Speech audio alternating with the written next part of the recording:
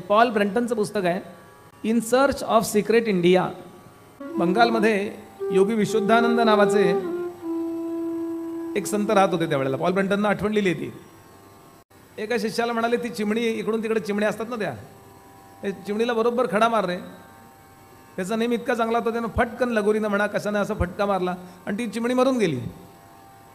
रक्त वाहत आहे आणि अशी चिमणी मेलेली त्या शिष्यानं विशुद्धानंदांच्या हातामध्ये आणून दिली. पॉल ब्रंटन सांगतो मी ते बघितलं.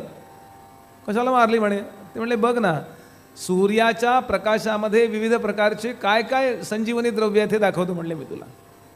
आणि फक्त ती जखम सूर्याकडे केली आणि विशिष्ट मंत्र म्हटले आणि मंत्र म्हटल्यावर जणू चमत्कार व्हावा असं भुर्र करून ती जखम बरी झाली.